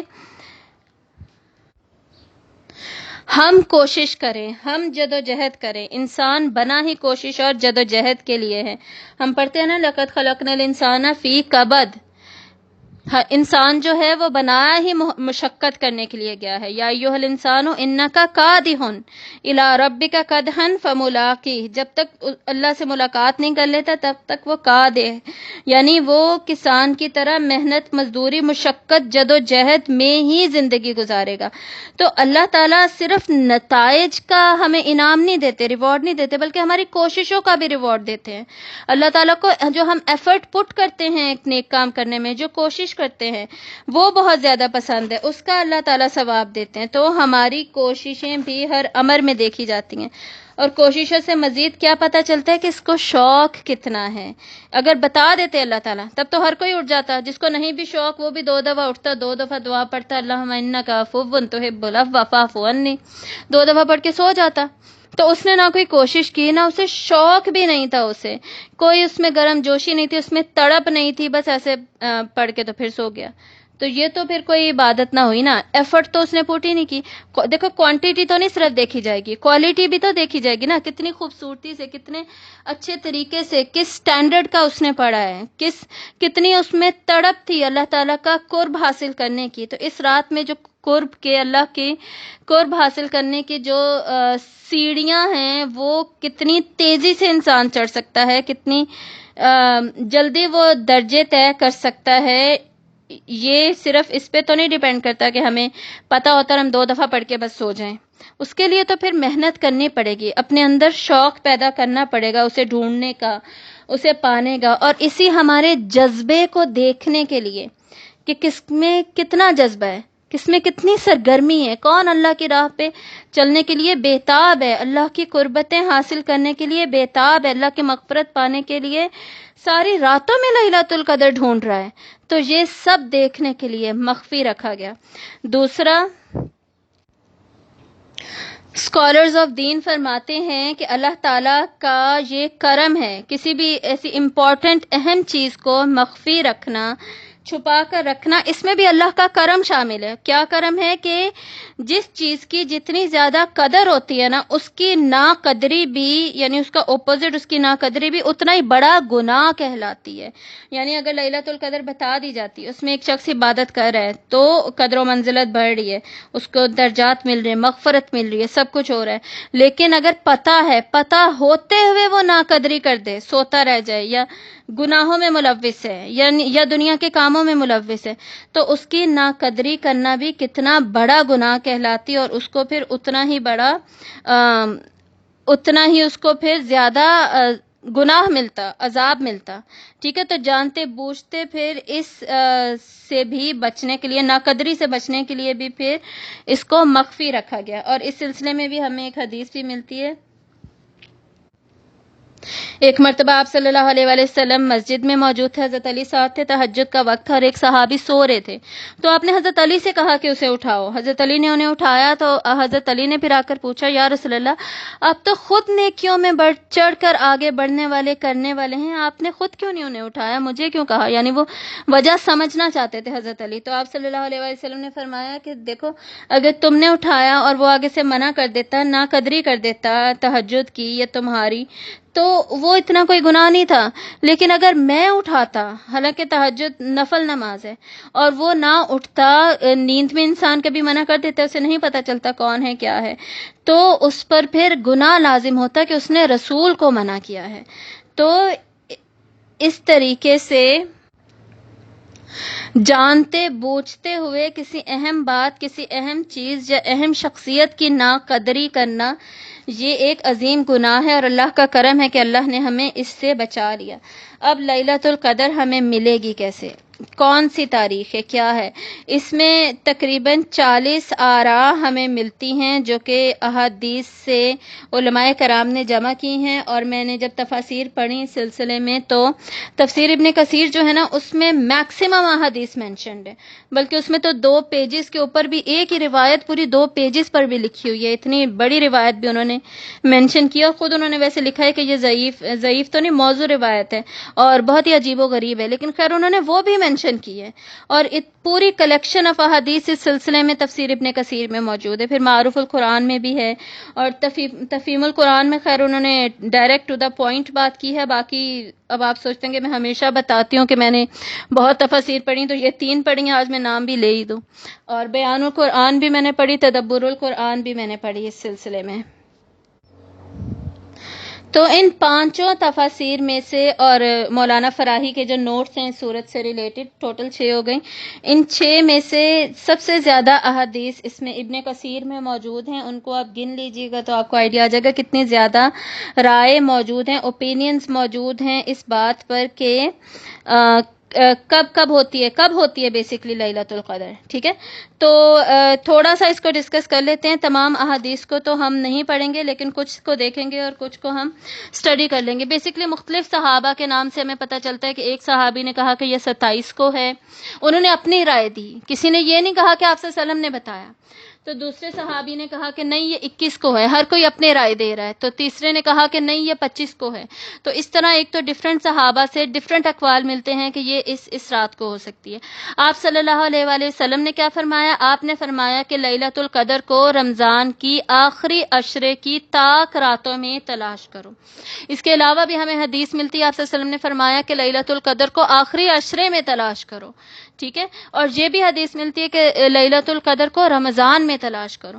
تو اب ہم دیکھتے جاتے ہیں، کچھ علماء کرام کی یہ رائے ہے کہ یہ رمضان، ایک تو سب اس پر متفق ہیں کہ یہ رمضان کی ہی رات ہے، کیونکہ ہم سورۃ البقرہ میں پڑھتے ہیں نا، شہر رمضان الذی انزل فیہ القرآن، رمضان وہ مہینہ ہے جس میں کہ قرآن نازل ہوا۔ تو آگے ہم نے سورۃ الدخان اور سورۃ القدر میں پڑھ لیا انا انزلناہ فی لیلۃ مبارکہ اور انا انزلناہ فی لیلۃ القدر، تو پتہ چل گیا کہ یہ رات آتی رمضان میں ہی ہے۔ ٹھیک ہے، اب رمضان کی طاق راتوں میں آتی ہے یا جفت راتوں میں، ایون میں یا آڈ میں؟ تو زیادہ تر حدیثیں طاق رات کو مینشن کرتی ہیں، اس لیے میجورٹی آف علماء کی کیا رائے ہے؟ طاق راتوں میں آتی ہے۔ تو آخری عشرے میں آتی ہیں یا درمیانی عشرے کی طاق راتوں میں بھی آ سکتی ہے؟ تو اب آپ کو شاید نہیں زیادہ پتا ہوگا، مائنورٹی آف علماء یہ کہتے ہیں کہ بیچ میں بھی آتی ہے، جیسے 17 رمضان، کچھ علماء کہتے ہیں 17 رمضان کو آتی ہے لیلۃ القدر، کیونکہ 17 رمضان کو غزوہ بدر بھی ہوئی تھی، اللہ تعالیٰ نے جیت نصیب فرمائی تھی، اور بھی اس کے بہت سارے وہ ریزنز دیتے ہیں. لیکن میجورٹی کی کیا رائے ہے؟ آخری عشرے میں آتی ہے. اب جو میجورٹی کی رائے ہے نا زیادہ تر کی علماء کی، وہ آپ نوٹ کرتے جائیے گا. آخری عشرے میں، پھر طاق راتوں میں، اور پھر جیسے میں نے بتایا 21، 23، 25، 27، 29، اس سب کے متعلق مختلف صحابہ کی مختلف رائے موجود ہے. اور یہ بھی رائے موجود ہے کہ رمضان کی آخری رات یہ ہوتی ہے. اب علماء کرام نے اس پہ بھی بحث کی ہے کہ کیا یہ رات معین ہے، یعنی فکسڈ ہے، ایک ہی ڈیٹ پہ ہے کہ 27 ہے تو بس 27 ہی ہے، یا یہ منتقل ہوتی ہے، موو کرتی رہتی ہے، کسی سال 27 کو آ رہی ہے، کسی کو 25 میں آ رہی ہے، کسی سال میں 23 کو آ رہی ہے. تو اس سلسلے میں امام مالک، امام احمد بن حنبل، سفیان ثوری رحمہ اللہ، اور ابن خزیمہ جنہوں نے صحیح ابن خزیمہ لکھی تھی، بہت بڑے عالم ہے یہ بھی، ان سب کی رائے ہے کہ یہ منتقل ہوتی رہتی ہے، ٹرانسفر ہوتی ہے فرام ون نائٹ ٹو اندر، 27، 25، 23 کسی میں بھی ہو سکتی ہے. اور امام شافعی جو ہیں، امام شافعی، ان کی رائے ہے کہ یہ معین ہے، یہ رکی رہتی ہے، یہ ایک فکسڈ رات میں ہے، اس سے یہ ہلتی نہیں ہے. اب یہ بات کہ جی جب سعودیہ میں رات ہوتی ہے تو بہت ساری کنٹریز میں دن بھی ہوتا ہے، ایسا بھی ہو رہا ہوتا ہے، یا ہماری رات ہے تو کسی اور کنٹری میں دن ہے، تو پھر وہ کیسے سیٹ ہوگا؟ یا آج 27 ہے یہاں پر تو 27 تو کل ادھر ہے. تو اس سے بھی ہمیں پتہ چل رہا ہے کہ منتقل ہونے والی جو موو کرنے والی بات ہے نا، وہ کسی نہ کسی طرح کسی نہ کسی لیول پہ وہ اپلائی ہوتی ہے. باقی یہ ان سین باتیں ہیں، ساری غیب کی باتیں ہیں، ہماری انفارمیشن بہت ہی لمیٹیڈ ہے. آپ صلی اللہ علیہ وسلم نے پانی میں انگلی ڈبوئی اور نکالا اور فرمایا کہ تمہارے پاس جو علم ہے نا وہ پورے سمندر کے نا قطرے کے برابر علم ہے، بس تمہارے پاس اس سے زیادہ علم نہیں ہے ہمارے پاس. تو بس ہم اپنے محدود علم کے مطابق ہی اس کو ڈھونڈیں گے. اب رات ہو یا دوسری جگہ پہ دن ہو، تو جو عربی میں لیل کا ورڈ ہے نا، وہ مجموعے کے لیے بھی، رات دن کے مجموعے کے لیے بھی بولا جاتا ہے. جیسے ہم کہتے ہیں نا میں ہفتے کے دن وہاں تھی، تو ہو سکتا ہے میں ہفتے کے دن رات پورے وہاں تھی، اتوار کو میں واپس آئی ہوں، ٹھیک ہے؟ تو ہم بھی ایسے بولتے ہیں. اور یا کبھی کبھی ہم جب دن کے ساتھ رات اسپیسیفائی کر دیتے ہیں تو ہم دن اور رات کو الگ الگ مینشن کر رہے ہوتے ہیں. لیکن جب صرف دن کہتے ہیں، رات الگ سے مینشن ہی نہیں کی، تو اس کا مطلب ہوتا ہے ہم نے دن اور رات کی بات کی. ایسا ہوتا ہے نا. تو اسی طرح عربی میں لیل کو ایز اے مجموعہ of day and night use کیا جاتا ہے. تو اس سے پھر اگر ایک جگہ پہ رات ہے تو دوسری جگہ کا دن ہے، تو وہ بھی اسی کے اندر کور ہو جاتا ہے. اب اس کے علاوہ کچھ آرا مزید موجود ہیں جو کہ کیلکولیشنز کی بیسس پہ دی گئی ہیں. یہ تو ہم نے احادیث دیکھیں، پھر ہم نے صحابہ کی رائے دیکھیں، جس میں جو ڈیٹس سے ریلیٹڈ ہے وہ میں نے روایات پڑھی نہیں ہیں، لیکن وہ آپ کو سمجھ آ گئی ہیں. آپ تفسیر ابن کثیر میں دیکھ بھی سکتے ہیں، اور ہر تاریخ سے متعلق بیسکلی رائے موجود ہے، اس وجہ سے وہ الگ سے نہیں پڑھی. ٹھیک ہے؟ موو ہوتی ہے یا فکسڈ ہے یہ بھی ہم نے دیکھ لیا. ایک جگہ پہ رات ہے تو دوسری جگہ پہ دن ہے، اس کا کیا سلسلہ ہوگا وہ بھی ہم نے دیکھ لیا.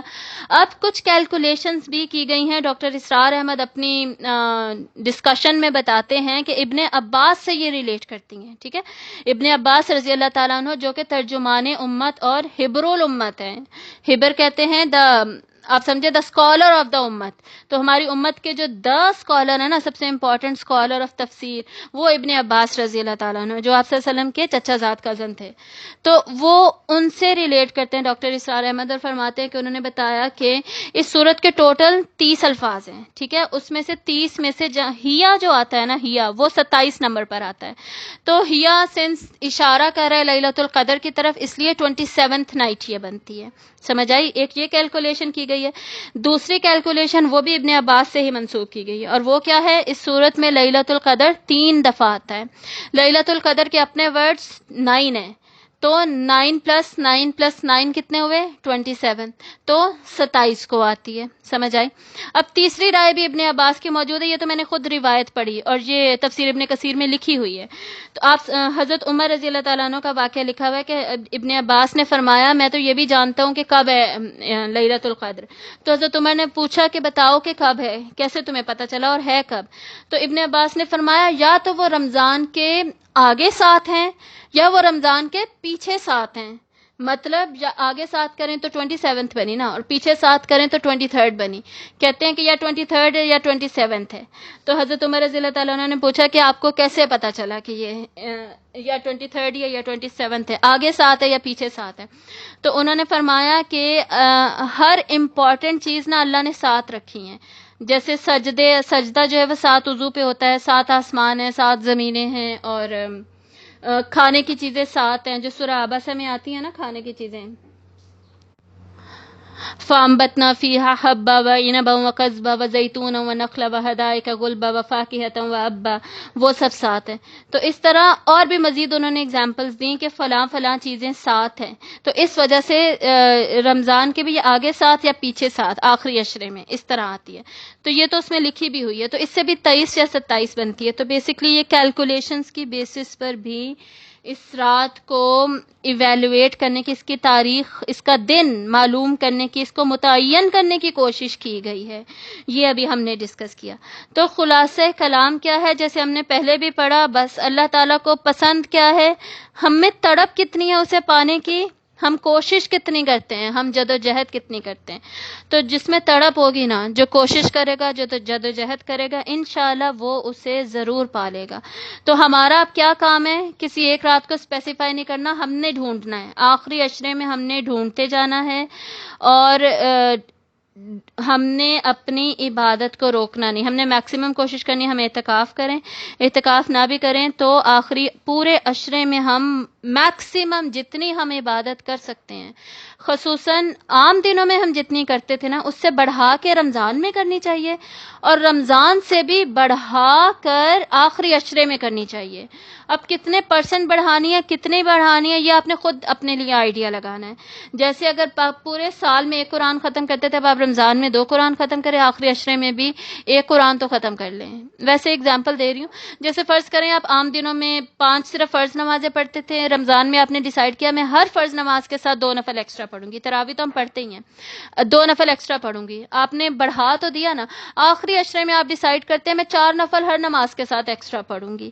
سمجھ آ رہی ہے؟ ہر وقت پہ میں ایکسٹرا پڑھوں گی. یعنی بڑھائیں. اپنا بڑھانے کا جو سٹینڈرڈ ہے وہ آپ خود سیٹ کریں. اگر آپ روزانہ 100 ٹائمز استغفار پڑھتی تھی شام کے اذکار میں، رمضان میں نے اسے 200 کر لینا ہے. اور آپ صلی اللہ علیہ وسلم تو بہت زیادہ بڑھاتے تھے نا، تو ہم تو اتنا بھی بڑھا لیں بڑی بات ہے. اور آخری عشرے میں نے اس کو 300 کر دینا ہے. ایسے سوچ کے، لکھ کر، ڈیسائیڈ کر کے اپنی عبادات کریں، اور یہ دیکھیں کہ وہ انکریزنگ ریٹ پہ، اسینڈنگ ریٹ پہ اس کو ہونا ہی چاہیے. کچھ دیکھیں، ہم اپنے نفس کو دبا کے، ویسے بھی شیطان تو قید ہوتا ہے، نفس ہی رہ جاتا ہے جو ہمیں تنگ کرتا ہے. تو رمضان ہے کیا؟ رمضان بیسکلی ہمارے نفس کو کنٹرول کرنے کی ٹریننگ ہی تو ہے کہ ہم میں تقوی ڈیولپ ہو جائے. تقوی کیسے ڈیولپ ہوگا؟ گناہوں سے بچنا، نیکیوں میں بڑھنا، یہ تقوی ہوتا ہے. تو گناہوں سے بچنا ہے ہم نے نفس کو کنٹرول کر کے. تو سب سے زیادہ جو رمضان سکھاتا ہے وہ ہے ہمارا نفس پہ کنٹرول، کہ بھوک لگ رہی ہے لیکن ہم کھا نہیں رہے، خوشبوئیں آ رہی ہیں، دل کر رہا ہے، ہم نہیں کھا رہے. اسی طرح عبادت میں دل نہیں کر رہا ہے ایکسٹرا نفل پڑھنے کا، لیکن ہم پڑھ رہے ہیں. دونوں سائڈز میں، کھانے والی سائڈ میں بھی، عبادت والی سائڈ میں بھی ہم ایکچولی کر رہے ہیں، اپنے نفس کو کنٹرول کر رہے ہیں. سیلف کنٹرول ہم اپنا بڑھاتے جا رہے ہیں. ٹھیک ہے؟ تو اپنے نفس کو، اور یہ رمضان وہ مہینہ ہے جس میں ہم اپنے نفس کی ٹریننگ کر لیتے ہیں، اس کو دبا دیتے ہیں، اس کو کنٹرول کرنا ہمیں آ جاتا ہے. اگلا سارا سال ہم اسی ٹریننگ کی روشنی میں پھر اچھا گزارتے ہیں. ٹھیک ہے؟ یہ مقصد ہوتا ہے رمضان کا اور آخری عشرے کا. تو ہم نے کوشش کرنا ہے لیلۃ القدر کو ڈھونڈنے کا، اور اس کو پھر اس میں عبادات کو میکسیمم بڑھانے کا. اب یہ ایک حدیث مس ہو گئی، وہ بھی میں آپ کو سنا دیتی ہوں. آپ صلی اللہ علیہ وآلہ وسلم ایک مرتبہ مسجد نبوی سے نکلے یہ بتانے کے لیے کہ لیلۃ القدر کی کیا تاریخ ہے. آپ کو معلوم ہوا، اللہ تعالیٰ نے آپ پر یہ راز کھول دیا، آپ بتانے کے لیے نکلے. تو سامنے 2 صحابی لڑ رہے تھے. تو آپ صلی اللہ علیہ وسلم کو بھول گئی، تاریخ بھول گئی، اور صحابہ نے پوچھا آپ سے، یا رسول اللہ آپ تشریف لائے تھے؟ تو آپ صلی اللہ علیہ وسلم نے فرمایا ہاں، میں تمہیں لیلۃ القدر کی تاریخ بتانے کے لیے آیا تھا، لیکن تمہارا لڑائی جھگڑا دیکھ کر یہ مجھے بھلوا دی گئی. سمجھ آئی؟ تو بیسکلی اس حدیث سے ایک امپورٹنٹ چیز جو ہم ایکسٹریکٹ کرتے ہیں وہ میں یہاں پر بتانا چاہتی تھی، اس لیے اینڈ پہ میں ضروری سمجھ رہی تھی کہ یہ حدیث مینشن کر دوں کہ ہمارا جو لڑائی جھگڑا ہے، ہمارے گھروں میں آج کل کتنے لڑائی جھگڑے ہو رہے ہوتے ہیں، ساس بہو کے لڑائی جھگڑے ہو رہے ہیں، نندوں کے لڑائی جھگڑے ہو رہے ہیں، بھائیوں کے لڑائی جھگڑے ہو رہے ہیں، کتنے زیادہ لڑائی جھگڑے ہو رہے ہیں ہمارے گھروں میں. تو یہ لڑائی جھگڑے کرتے کیا ہیں؟ یہ خیر و برکت اور نفع دینے والے علم کو غارت کر دیتے ہیں، ہمارا نقصان کر دیتے ہیں. ہم جتنی بھی کوشش کریں نفع مند علم حاصل کرنے کا، قرآن کا علم حاصل کرنے کا، حدیث کا علم حاصل کرنے کا، لیکن ہم جب لڑائی جھگڑوں میں پڑتے ہیں، خصوصاً وہ شخص جو لڑائی کو انیشیٹ کرتا ہے، جس میں کچھ بھی برداشت نہیں ہے، جو دوسروں کا مذاق نہیں برداشت کر سکتا، دوسروں کی پریزنس برداشت نہیں کر سکتا، ہر وقت اکڑ میں سڑا ہوا اور بد اخلاقی کے ساتھ ہی پیش آتا ہے، تو ان لوگوں کی وجہ سے کیسا ہمارا خیر و برکت اور نفع مند علم کا نقصان ہو رہا ہوتا ہے. تو ایسے لوگوں سے بھی دور رہیں اور خود بھی اس طرح کے مت بنیں اور لڑائی جھگڑوں سے ہمیشہ دور رہیں. اور آپ صلی اللہ علیہ وآلہ وسلم نے یہ بھی فرمایا کہ بدترین شخص وہ ہے جس سے لوگ بات کرتے ہوئے بھی ڈرتے ہوں کہ یہ آگے کو مجھے کھانے کو ہی دوڑے گا، یہ غصہ ہی کرے گا، جو مجھے اکڑ ہی دکھائے گا. ایسے ہوتے ہیں بہت سارے لوگ ہمارے ارد گرد انفارچونیٹلی. تو ہم نے یہ دھیان دینا ہے کہ کہیں ہم ایسے تو نہیں ہیں کہ لوگ ہم سے بات کرتے ہوئے بھی ڈرتے ہیں، ہماری اکڑ سے دبدبے میں ہمارے آئے ہوئے ہیں، ہم سے بات بھی نہیں کر سکتے. تو اگر ہم ایسے ہیں تو خود ہی ہمیں سمجھ جانا چاہیے کہ ہم کتنے بد اخلاق اور کتنے جھگڑالو ہیں، اور ہم پھر خیر و برکت میں نقصان کا باعث بن رہے ہیں، اپنا بھی اور دوسروں کا بھی. تو لڑائی جھگڑوں سے بچ کے رہنا چاہیے. اب لیلۃ القدر کی نشانیاں بھی ہمیں بتائی گئی ہیں ایک ضعیف حدیث میں، جس میں رسول اللہ صلی اللہ علیہ وآلہ وسلم نے فرمایا، مسند احمد کی یہ حدیث ہے کہ لیلۃ القدر ایسی رات ہے جس میں نہ زیادہ سردی ہوتی ہے نہ ہی گرمی، یعنی نارمل سا موسم ہوگا. اس میں سورج جو ہے وہ بالکل صاف ہوتا ہے، جیسے کہ 14ویں کا چاند ہو. بیسکلی جب سورج نکلتا ہے تو وہ اس کی تمازت بھی تیز نہیں ہوتی اور چبھنے والا بھی نہیں ہوتا، 14ویں کے چاند کی طرح صاف اور روشن ہوتا ہے کہ انسان اس کی طرف دیکھ سکتا ہے. ٹھیک ہے، لیکن پھر جب دھوپ نکل آئے گی تو ظاہر ہے وہ اس کی حالت بدل جائے گی. یہ صرف طلوع فجر تک کی بات ہو رہی ہے. ٹھیک ہے، اور مزید اس حدیث میں لکھا ہوا ہے کہ اس رات میں سکون اور دل جمعی ہوتی ہے، صاف اور روشن ہوتی ہے یہ رات، اور صبح تک اس میں یہ رات جب سٹارٹ ہوئی تھی تو صبح تک اس میں ستارے نہیں جھڑتے. ٹھیک ہے، تو ستارے بھی نہیں جھڑتے. تو یہ اس رات کی نشانیاں بھی بتائی گئی ہیں لیلۃ القدر کی. ہم دیکھ بھی سکتے ہیں، لیکن اس کا مطلب یہ نہیں کہ جس نے دیکھ لیا اسی نے پایا، اور جس نے نہیں دیکھا وہ جی لیلۃ القدر کو پا ہی نہیں سکا. ریوارڈ دینے والا، اجر دینے والا تو صرف اللہ ہے. ہمارے دل کو، ہماری نیت، ہماری اخلاص کو صرف اور ہماری کوششوں کو اور ہماری تڑپ کو صرف اللہ جانتا ہے. تو اللہ نے ہر ایک کو اس کے مطابق اور ہر انسان کے اپنے گمان کے مطابق اللہ تعالیٰ نے اجر دینا ہے.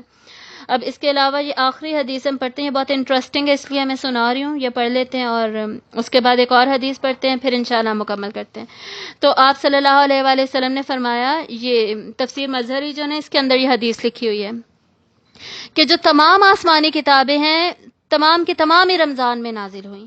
ٹھیک ہے، صحف ابراہیم جو ہے وہ 3 رمضان کو نازل ہوئی، تورات 6 رمضان میں، انجیل 13 رمضان میں، اور زبور 18 رمضان میں نازل ہوئی. اور قرآن مجید کا نزول بھی لیلۃ القدر میں رمضان مبارک میں ہی ہوا. یہ انٹرسٹنگ حدیث سلسلے میں نے آپ کو سنائی ہے.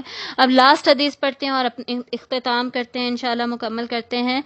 حضرت عثمان رضی اللہ تعالیٰ عنہ سے روایت ہے، آپ صلی اللہ علیہ وآلہ وسلم نے فرمایا کہ جو شخص با جماعت عشاء پڑھتا ہے اسے آدھی رات کے قیام کا ثواب ملتا ہے، اور جو شخص پھر عشاء پڑھنے کے بعد فجر بھی با جماعت پڑھ لیتا ہے تو اس کو پھر پوری رات کے قیام کا ثواب ملتا ہے.